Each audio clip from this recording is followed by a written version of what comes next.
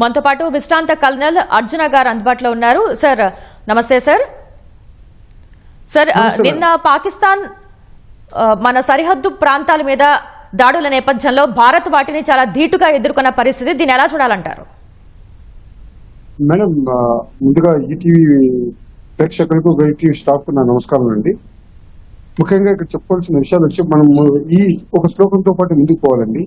జై భారత్ అండ్ జై జవాన్ అనే విధానంతో మనం వచ్చి ముందుకెళ్ళాలి. ఎందుకంటే జై భారత్ అంటే మనం సదా జై భారతదేశంలో జరగబోయే దాడులు పాకిస్తాన్ మీద మనం ఎప్పుడు జయించాలి. అలాగే ఒక జవాన్ అంటే అందరి జవాన్లతో సమానం. ఆ జవాన్ కూడా విజయవంతం చేకూర్చాలని నా కోరిక. మొత్తం 140 కోట్ల ప్రజల ఆశీస్సులు కూడా వారికి ఉండాలని. ప్రస్తుత పరిస్థితుల్లో నేను చెప్పొచ్చేది ఏమంటే, యాక్చువల్లీ ఇండియా పాకిస్తాన్ మీద ముందుగా దాడి చేయలేదు. పాకిస్తాన్ తనంతకు తను దాడి చేసింది. దానికి ప్రతి దాడి మనం చేస్తున్నాం. దానికి మనం దాడి ఎందుకు చేయలేదంటే, మనం ఉగ్రవాద సంస్థల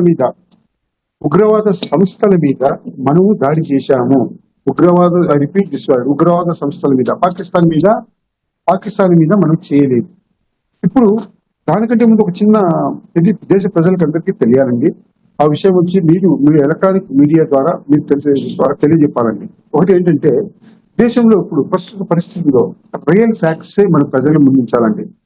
నిజాలే మనం ముందుంచాలి. అది కేవలం ఒక ఎలక్ట్రానిక్ మీడియా ద్వారానే అవుతుంది. ఇందులో అబద్ధాలు అనేవి ఉండవు, ఓన్లీ నిజాలు చెప్తున్నారు. కానీ మన దగ్గర ఉన్న ఒక సంస్థ, దట్ ఈస్ ఒక సోషల్ మీడియాలో కాబట్టి 75% ఒక వాస్తవాలు వచ్చినా ఒక 25% వచ్చి ఫేక్ న్యూస్ వస్తున్నాయండి. 25% ఫేక్ న్యూస్ ఎలాగొస్తున్నాయంటే, భారత్ లో ఏదో దాడి చేస్తారు పాకిస్తాన్లు, భారత్ లో ఇంత నష్టపోయాము, అంత నష్టపోయాము, బహుశా కాకపోతే ఇక్కడ దాకా రావచ్చు, సౌత్ ఇండియా దాకా రావచ్చు, అక్కడ దాకా ఇక్కడ దాకా రావచ్చు, ఇవన్నీ చేయకూడదండి. మీరు ఎలక్ట్రానిక్ మీడియా వాళ్ళు ఎంతమంది స్టాఫ్ ఉన్నారు, మీరు కూడా సైనికులతో సమానము. ఓకే, మీ సైనికులు ఎలా పోరాడుతున్నామో మీరు కూడా ఒక నిజాన్ని ప్రజల ముందు ఉంచాలని చెప్పేసి అలాగే పోరాడుతున్నారు. అందుకని చెప్పేసి మీరు మీ మీడియా మిత్రులను చెప్పి రిక్వెస్ట్ చేసేది ఏమంటే, వాస్తవాలను ముందుంచండి. ప్రజలకు వచ్చి చెప్పండి, తెలియజెప్పండి. మీరే చెప్పగలరు, మేము చెప్పలేము. మేము వచ్చి గ్రౌండ్ లో వర్క్ చేసేవాళ్ళం, మా సైనికులు వచ్చి గ్రౌండ్ లో వర్క్ చేసేవాళ్ళం. కానీ వాస్తవాలను తెలియజెప్పే వాళ్ళు కేవలం ఎలక్ట్రానిక్ మీడియా. మీరు వాస్తవాలను ముందుంచండి, మీరు ప్రజలకు తెలియజెప్పండి. అన్ని విషయాలు వచ్చి ఏది మన సోషల్ మీడియా నమ్మద్దు అని చెప్పండి. ప్రజల్లో ఫేక్ న్యూస్ పోయిన తర్వాత ప్రజల్లో ఒక భయభ్రాంతం అనేది ఏర్పడుతుంది. ఆ భయభ్రాంతులు అనేవి ప్రజల్లో ఉండకూడదు. మేము ఉన్నంత వరకు, మన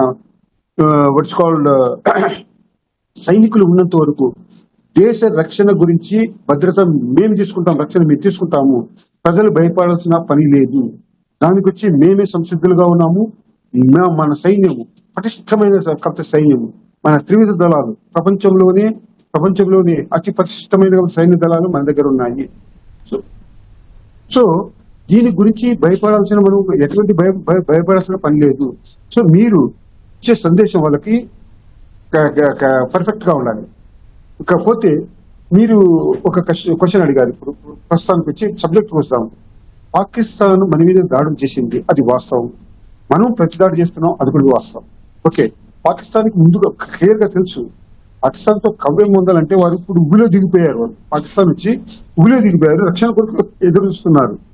మన మిజైల్స్, యాంటీ ఎయిర్ డిఫెన్స్ కాకపోతే మిజైల్స్ కానీ, లేకపోతే ట్యాంకర్స్ కానీ, లేకపోతే F-16 అండ్ ఫైటర్స్ కానీ, ఓకే వాళ్ళు కూల్చాము. లాహోర్ దాకా వెళ్ళి ఎయిర్ డిఫెన్స్ సిస్టమ్ నుంచి మనం ధ్వంసం చేశాము. అది చాలు వాళ్ళకు. ఓకే, ఇప్పుడు వస్తున్న వార్తల్లో వచ్చి కరాచీలో ఉన్న కాబట్టి ఈ పోర్టు, సీ పోర్టు, దాన్ని కూడా మనము ఆల్మోస్ట్ పార్షియల్లీ కాకపోతే 50% నాశనం చేశాము మన మిజైల్స్ ద్వారా. మనం మిజైల్స్ ఎక్కడి డిజిటల్ కాకపోతే వార్ చేస్తున్నాము మనం ఇప్పుడు ప్రస్తుతానికి. ఇంకా మన సైనికులు వాళ్ళ తన మీద చొరబడలేదు. చొరబడిన తర్వాత మనం ఎటువంటి ఆయుధ సంపత్తిని వాడుతున్నాం సార్? అవన్నీ పబ్లిక్ డొమైన్ చెప్పకూడదండి. యాక్చువల్లీ మీకు కొన్ని విషయాలు చెప్పకూడదు. యాక్చువల్లీ మన S-400 మీకు తెలిసిన విషయమే, యాంటీ మిజైల్ ఇదే సిస్టమ్. అది ఆ సిస్టమ్ ఉన్నంత వరకు మనం కొన్నాం. అది దీంతో రష్యా ద్వారా మనం కొన్నాం. అది ఎలాంటిది అంటే ఎంత పవర్ అంటే జస్ట్ లైక్ అది ఒక అన్ని కోణాల్లో ఏ కోణం నుంచి వచ్చిన మిజైల్ మన దీని నుంచి వాట్స్ కాల్డ్ దాయి దేశం నుంచి పాకిస్తాన్ నుంచి వచ్చిన దాన్ని ఆకాశంలోనే మనము ధ్వంసం నాశనం చేసే కప్తే బ్లాస్ట్ చేసే కప్తే పరికరం మన దగ్గర ఉన్నాయండి. చాలా పరికరాలు ఇవి ఉన్నాయి, ఎక్విప్మెంట్స్ మన దగ్గర ఉన్నాయి. దాని గురించి మనకు ప్రజలకు ఒకటేనండి చెప్పండి, మీరు భయపడాల్సిన పని లేదు. భారత్ ఖచ్చితంగా విజయం పొందిందో విజయం మనం ఆల్రెడీ పొందామండి. విజయం వచ్చి మనం దీంట్లో చేరువలోనే కాదు, మనం విజయం ఆల్రెడీ విజయవంతులమే మనం. సో పాకిస్తాన్ మనతో జయించలేదు. ఎప్పటికీ ఇది వాళ్ళ చిరకాల కోరిక వాళ్ళది. ఆ కోరిక నెరవేరదు.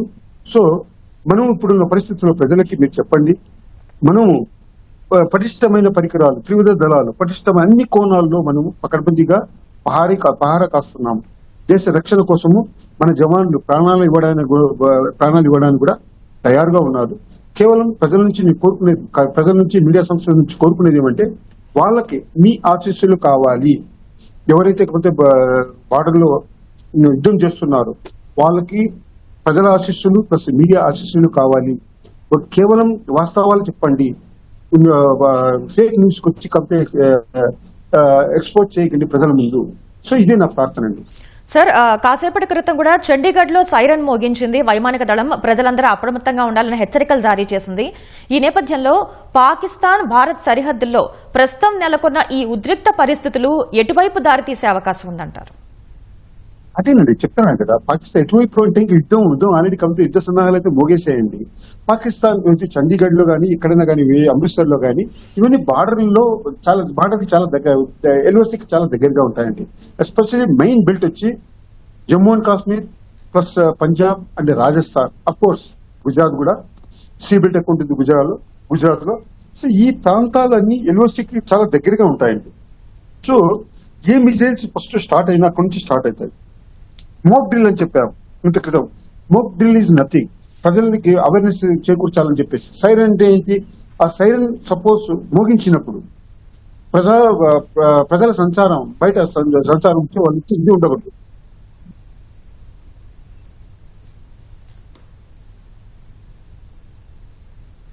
సార్, పాకిస్తాన్ చేస్తున్న ఈ దుశ్చర్యల్ని అంతర్జాతీయ సమాజం ముందు పెట్టి పాకిస్తాన్ ని దోషిగా నిలబెట్టేందుకు భారత్ ఎలా ముందుకెళ్లాల్సి ఉంటుందంటారు? మేడం ఆల్రెడీ ఈ సన్నాహాలు జరుగుతున్నాయి. యుఎస్ఏ నుంచి ఒక మెసేజ్ కూడా వచ్చింది ఆల్రెడీ, మేము పాకిస్తాన్ కి ఎటువంటి సపోర్ట్ మేము చెయ్యము అని చెప్పేసి. ఇదే యుఎస్ఏ 1971 వార్లో వాళ్ళకి మద్దతు ఇచ్చింది. వాళ్ళు ఇచ్చిన ఎక్విప్మెంట్, వాళ్ళు ఇచ్చిన కాకపోతే వాట్స్ కాల్డ్ మిజైల్స్ ఇప్పటి వరకు పాకిస్తాన్ దగ్గర ఉన్నాయి. కానీ ప్రస్తుతం డిక్లేర్ చేసింది, ఎందుకంటే వాళ్ళకి వాస్తవాలు తెలుసు. ఇండియా దగ్గర పాకిస్తాన్ తలబడితే ఇది ముందుకు చాలా ఘోరంగా ఉంటుంది పరిస్థితి. ఓకే, వరల్డ్ వార్ వైపు కూడా దిశ కూడా వెళ్ళొచ్చు అనే కవిత పరిస్థితి వాళ్ళకి తెలుసు. అందుకే పాకిస్తాన్ కి సందేశం ఇచ్చారు, మీరు ఒక హై లెవెల్ మీటింగ్ లో కవిత సంప్రదించి మీటింగ్ పెట్టుకున్న తర్వాత దాంట్లో వచ్చి శాంతి కొరకు మీరు ఇచ్చేది. మన భారతదేశం ఒక శాంతియుత దేశం మేడం. మనం ఎవరిని కోరుకోం. బ్రిటిషర్లు 200 సంవత్సరాలు మనం పాలన చేసి వాళ్ళని యుద్ధం లేకుండా వాళ్ళని శాంతియుతంగా వాళ్ళని బయటకు పంపించేసాం మనం. ఓకే, పాకిస్తాన్ కి ఆ విషయం తెలుసు. పాకిస్తాన్ కి ఆ విషయం ఎందుకు తెలుసు మేడం? 3 సార్లు మన చేత ఓడిపోయారు వాళ్ళు. 65 వార్ కానీ 71 వార్ కానీ కార్గిల్ ఇది కానీ వాళ్ళు మన చేత ఓడిపోయారు. సో వాళ్ళకి లెసన్ అంటూ ఈ 3 యుద్ధాలతో వాళ్ళకి లెసన్ ఏర్పడడానికి కాలేదు. సో వాళ్ళని వచ్చి ఉగ్రవాదుల్ని వాళ్ళు ప్రోత్సహించారు, పోషించారు. దీని రిజల్టే ఇది. మన మెయిన్ ఉద్దేశం పాకిస్తాన్ మీద దాడి చేయాలని, పాకిస్తాన్ మొత్తం మనం ఆక్రమించుకోవాలని, పాకిస్తాన్ ప్రజలను సంపాదించే మన ఉద్దేశం అప్పటికీ లేదు, ఇప్పటికీ కాదు. ఎందుకంటే మన పోరాటం ఎవరి ఎగనిస్ట్? మన పోరాటము ఉగ్రవాదాన్ని అంచాలి. ఉగ్రవాదాన్ని అంచాలంటే కేవలం పిఓకేలోనే కాదు మేడం, ఈ పాకిస్తాన్ లో కూడా చాలా మంది ఉన్నారు. ఉసామా బిన్ లాడెన్ ఎక్కడ చనిపోయాడు? సైనిక స్థావరాలు ఎక్కడ ఉన్నాయో అక్కడ పట్టుబడ్డాడు, అక్కడ చంపబడ్డాడు. అమెరికా చంపేసింది. అది యావత్ ప్రపంచానికి తెలుసు. సందేశాలు అయితే పోతున్నాయి. పాకిస్తాన్ కి చాలా మంది కొత్త అడ్వైజ్ చేస్తున్నారు.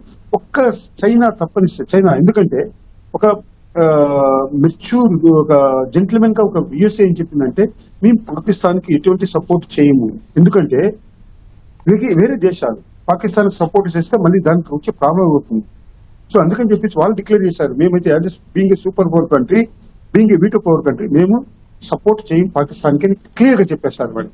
దీని అర్థం ఏంటంటే భారతదేశంతో పాకిస్తాన్ పోరాడి గెలవలేదు అని చెప్పేసి క్లియర్ సందేశాన్ని వాళ్ళు ఇచ్చేశారు. పాకిస్తాన్ ఇప్పటికీ వాళ్ళు సపోర్ట్ అడుగుతున్నారు, టర్కీ సపోర్ట్ అడుగుతున్నారు, వీళ్ళు చైనా సపోర్ట్ అడుగుతున్నారు. అఫ్ కోర్స్ టర్కీ కూడా కొన్ని ఆయుధాలు పంపించింది, ప్లస్ పాకిస్తాన్ కూడా కొన్ని మిజైల్స్ అవన్నీ పంపించింది. నాట్ పాకిస్తాన్, చైనా పంపించింది. కానీ నో ప్రాబ్లం, మన దగ్గర ఏ అస్త్రాలనైనా ఛేదించగలిగితే అస్త్రాలు మన దగ్గర ఉన్నాయి. బ్రహ్మాస్త్రాలు అనుకోండి, మీరు బ్రహ్మాస్త్రాలు మన దగ్గర ఉన్నాయి. కొన్ని పబ్లిక్ డొమైన్ లో మీరు చెప్పడానికి మాకు బీయింగ్ ఎ సైనికుడు, నేను I'm not a civilian, till death I'm colonel retired army officer. కొన్ని విషయాలు వచ్చి పబ్లిక్ డొమైన్ లో చెప్పే అధికారం నాకు లేదు మేడం. అదే దాన్ని ఏమంటారు, ప్యాట్రియాటిజం అంటారు అంట, మేము చెప్పాము. కానీ ఒక విషయం అయితే క్లియర్ గా చెప్పాలను, పాకిస్తాన్ ని ఎదుర్కోగల శక్తి సామర్థ్యము మన దేశంలో ఉన్న 14 లక్షల సైనికుల్లో కేవలం ఒక 3 లక్షల సైనికులు చాలు మేడం వాళ్ళ దగ్గర పోరాడి జయించడానికి. 14 లక్షల మంది అవసరం లేదు, ఒక 3 లక్షల మంది సైనికులు చాలు వాళ్ళని ఎదిరించి చంపడానికి, వాళ్ళని విధ్వంసం సృష్టించడానికి, నాశనం చేయడానికి. కానీ మనం కోరుకోవటం లేదు. వాళ్ళ భాగం మనకు అవసరం లేదు, వాళ్ళ వాళ్ళ సంపత్తి మనకు అవసరం లేదు, ఏది మనకు అవసరం లేదు. కాకపోతే ఉగ్రవాదాన్ని మన ఛేదించాలని చెప్పేసి, ఉగ్రవాదాన్ని పూర్తిగా అంచాలని చెప్పేసి మన లక్ష్యం. ఆ లక్ష్యంతో మనం ముందుకెళ్తున్నాం.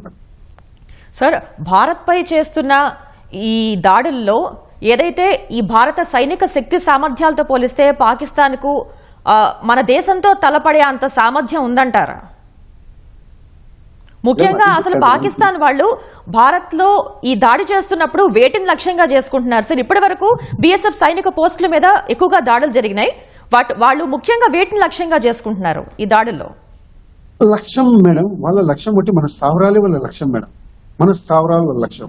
ఫర్ ఎగ్జాంపుల్, జమ్మూలో ఉన్న ఎయిర్పోర్ట్ ని వాళ్ళు ఏం చేశారు, జమ్మూలో ఉన్న మన దీంట్లో వాట్ ఇస్ కాల్డ్ వైష్ణోదేవి మందిరాన్ని వాళ్ళు లక్ష్యంగా. ఈ దేశంలోని వార్తల్లో వస్తున్నాయి ఏమంటే, దేశంలోని 16 పట్టణాలు, నగరాలని, నాట్ పట్టణాలు, నగర prime areas, that is cities నుంచి వాళ్ళు ఏం చేశారు, దీని నుంచి అక్కడ విధ్వంసం సృష్టిస్తే, అక్కడ టార్గెట్ చేసి అక్కడ విధ్వంసం సృష్టిస్తే ఆర్థిక వ్యవస్థ, భారతదేశాన్ని ఆర్థిక వ్యవస్థ మీద దెబ్బతింటే ఆటోమేటిక్గా మన కంట్రోల్లో ఉంటారని చెప్పేసి వాళ్ళు ఆలోచించుకుంటున్నారు. అది కాదు మేడం, అది ఇట్స్ నాట్ ఫాలో. వాళ్ళు బార్డర్ దాటి ఒక 50 కిలోమీటర్ కూడా ముందుకు రాలేరు వాళ్ళకి ఆ విషయం క్లియర్ గా తెలుసు. ఒకటి 71 వార్ ఉదాహరణ తీసుకుంటాం మేడం, టైమ్ అండ్ అగైన్. 71 వార్లో ఎక్కడి దాకా వచ్చారు మేడం? మన బార్డర్ దాటి ఒక 30-40 కిలోమీటర్లు కూడా ముందుకు రాలేదు మేడం. కానీ మనము లాహోర్ దాకా వెళ్ళామని. లాహోర్ ఏంటి, మిడిల్ ఆఫ్ ది పాకిస్తాన్ దాకా మనం వెళ్ళాము. ఓకే, మనం వచ్చి ఆక్రమిత ప్రాంతాలని మనకే కావాలని చెప్పి అప్పట్లో క్లెయిమ్ చేయలే, ట్రిటీలో మెన్షన్ చేయలే, ఒప్పందంలో మెన్షన్ చేయలే. కానీ అప్పుడు పిఓకే కొంత భాగం ఆక్రమించుకొని తర్వాత వాళ్ళు ఎక్స్పాండ్ చేసుకొని పిఓకే అని పేరు పెట్టారు, పాకిస్తాన్ ఆక్యుపైడ్ కాస్త. మనం కూడా పెట్టి ఉండొచ్చు ఐఓఎల్ అని చెప్పేసి, ఇండియన్ ఆక్యుపైడ్ లాహోర్ అని చెప్పేసి. మనం పెట్టాలా, అది మనం పెట్టిన భిక్ష వాళ్ళకి. 71 వార్లో ట్రీటీ జరిగింది, ఆ ట్రీటీ తర్వాత ఒప్పందం తర్వాత వాళ్ళకి ఇచ్చి భిక్ష పెట్టాం, లాహోర్ తీసుకోండి అని చెప్పేసి. ఆక్రమిత ప్రాంతం ఏదైతే ఉందో వాళ్ళు తీసుకోండి అని చెప్పేసాం మనం. కానీ వాళ్ళలో ఆ దయాగుణం లేదు. అందుకే ఇప్పుడు పిఓకేలో వాళ్ళు విజృంభిస్తున్నారు. పిఓకే వాళ్ళు అనుకుంటారు పాకిస్తాన్ భాగం అని చెప్పేసి. కాదు మేడం, అది వచ్చి మన భాగం, అది జమ్మూ అండ్ కాశ్మీర్ భాగం, ఇండియా భాగం అని. సో వాళ్ళు మెయిన్ ఏమంటే, మీరు అడిగిన ప్రశ్నకి సమాధానం ఇప్పుడు చెప్తున్నా. వాళ్ళ మెయిన్ ఏం, ఫస్ట్ టార్గెట్, ఇంపార్టెంట్ కాబట్టి టార్గెట్స్ వాళ్ళు ఏం చేయాలి, అక్కడ నాశనం చేయాలి. నెక్స్ట్ ప్రధానికానికి ఆల్రెడీ ఒక ఉరి సెక్టర్ లో ఒకరు చనిపోయారు మేడం. ఒక మన జవాన్ ఒకరు చనిపోయారు, సివిలియన్ కూడా చనిపోయారు. మొత్తం 5 మంది చనిపోయారని చెప్పేసి ఒక మాకు ఇంటర్నల్లీ న్యూస్ వస్తా ఇన్ఫర్మేషన్ ఉంది. సో ఇంకా డిక్లేర్ చేయలేదు, ఆ డిక్లేర్ చేసిన తర్వాత మనకి ఇది అవుతుంది. నేను పొద్దుటే అక్కడ ఉన్న మన వాళ్ళని, మన ప్రజానికి వాళ్ళతో టెలిఫోన్ లో మాట్లాడాను నేను. సో అంతా చాలా బీభత్సంగా ఉంది అక్కడ. ఎందుకంటే ఈ వచ్చేటప్పుడు డ్రోన్స్ అటాక్ అయినా కానీ ప్లస్ మిజైల్స్ అటాక్ అయినా చాలా ఘోరంగా ఉంటుంది మేడం. అది ఎక్కడ పడుతుందో భగవంతుని యొక్క. సో వాళ్ళు టార్గెట్ పెట్టిన ప్రదేశం మనకు తెలియదు కదా, మనకు తెలియదు వాళ్ళు దేంతో టార్గెట్ తోటి మిజైల్ వదిలేరని చెప్పేసి మనకు తెలియదు. సో అందుకని ప్రజలు చాలా అప్రమత్తంగా ఉన్నారు. అందుకే ఈ సైరన్ వచ్చినప్పుడల్లా చెప్పుకొచ్చేది అంటే ప్రజల నుంచి బయటికి రాకూడదు, ఇళ్లలోనే ఉండాలి, వీలైతే దాక్కుని ఉండాలి. వాళ్ళకి వచ్చి ఎవరు ఎక్స్పోజ్ కాకూడదు. కిటికీల్లో అయినా కానీ లేకపోతే ద్వారాల్లో అయినా కానీ ఏం జరుగుతుందో చూడడానికి వాళ్ళ కిటికీలు కానీ డోర్ దగ్గరికి రాకూడదు మేడం. వాళ్ళ మెయిన్ టార్గెట్ వచ్చి ప్రజలు, మన వాట్స్ కాల్డ్ స్థావరాలు, ఎస్పెషల్లీ ఆర్మీ స్థావరాలు, వాళ్ళని నాశనం చేయాలని చెప్పి వాళ్ళ టార్గెట్.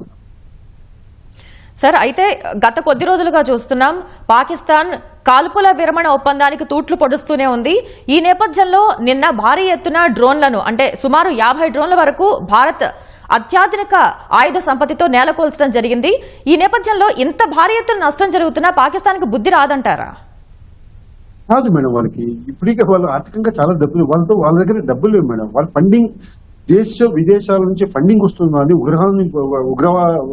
ఒక టెర్రరిజం ని పోషించడానికి ఆ డబ్బులతోనే వాళ్ళు బతుకుతున్నారు. వాళ్ళదంటూ ఏం లేదు. ఇప్పుడు ఈవెన్ చైనా వాళ్ళకి తోడ్పడుతుందంటే వాళ్ళ ఖనిజ సంపదని అమ్ముకున్నారు వాళ్ళు. వాళ్ళకి ఒక రోడ్ వేశారు, పాకిస్తాన్ చైనా టు కాకపోతే పాకిస్తాన్ దాకా ఒక రోడ్ వేశారు. దేనికి వేశారు అంటే ఖనిజ సంపద దోచుకుపోవడానికి. వాళ్ళకి బుద్ధి అంటూ రాదు మేడం. వాళ్ళ వక్ర బుద్ధి ఇట్స్ నాట్ పాసిబుల్. 3 సార్లు దానికి నిదర్శనం, దానికి ఎగ్జాంపుల్ 3 సార్లు ఓడిపోయారు మేడం. ఇంకా భారత్ చేతి ఇక్కడ వాళ్ళు కోలుకుంటారు చెప్పు, కొట్టే దెబ్బలకు వచ్చి వాళ్ళు కోలుకోలేరు. వాళ్ళు అసలు కోలుకోలేదు. వాళ్ళకంతా ఇది లేదు మేడం. ఈవెన్ అణువాయుధాలు వాళ్ళ దగ్గర ఉన్నాయి, అది ఉపయోగించడానికి ఎన్నో ఇది కావాలి. ఎవరు వాడకూడదు, అణువాయుధాలు ఎవరు వాడకూడదు madam, until undertaking the permission from the UNO. So అప్పటిదాకా విషయం కాదు, అప్పట్లోకి వాళ్ళు లొంగిపోతారు మేడం. మనం ఇప్పుడే చాలా ఇవి వస్తున్నాయి, వాట్స్ కాల్డ్ విషయాలు వస్తున్నాయి. పాకిస్తాన్ చాలా భయభ్రాంతుల్లో ఉన్నారు, ప్రజలు భయభ్రాంతుల్లో ఉన్నారు, ప్రభుత్వం తో వారు పోరాడుతున్నారు. యుద్ధం ఆపండి ఎగ్నెస్ట్ కాకపోతే భారతదేశంతో మనం నష్టపోతాం, మన ప్రజలు నష్టపోతారని చెప్పేసి ప్రతి ఒక్కరి దగ్గర చెప్పుకుంటున్నారు, ఏడుస్తున్నారు, వినిపిస్తున్నారు. సో పాకిస్తాన్కి ఎటువంటి కుక్కతోక ఉంకరని చెప్తాను కదా మేడం. మనం ఎంత చెప్పినా గానీ వాళ్ళు వినరు. వాళ్ళ ఇదేంటి, మన మీద ప్రతీకార కక్ష తీర్చుకోవాలి, మనల్ని దెబ్బ కొట్టాలి, మన ఆర్థిక వ్యవస్థను దెబ్బ కొట్టాలి. సో భారత్ మీద మేము జయించాము, మేము విక్టరీ సాధించామని చెప్పేసి అని చెప్పుకోవడానికి వాళ్ళ దగ్గర ఒక ఆన్సర్ అయితే ఉండాలని చెప్పి ఉద్దేశంతో వాళ్ళు పోరాడుతున్నారు. ఓకే, వాళ్ళ మన మీద అన్యాయం మీద పోరాడడం లేదు, దీని మీద పోరాడుతున్నారు. మేము భారతదేశం మీద మేము జయించాలి, అది ఎలాగైనా జయించాలి. టెర్రరిజం వదిలైనా కానీ లేకపోతే చైనా సపోర్ట్ తీసుకున్నా కానీ ఏ విషయంలో అయినా కానీ తలదూర్చి మనతో పోరాడి ఇంటర్నల్ పోరాడి వాళ్ళు జయించాలని చెప్పి వాళ్ళు చిరవాంచ కోరిక. సో అది నెరవేరేది madam. Right sir, thank you sir. Arjun గారు.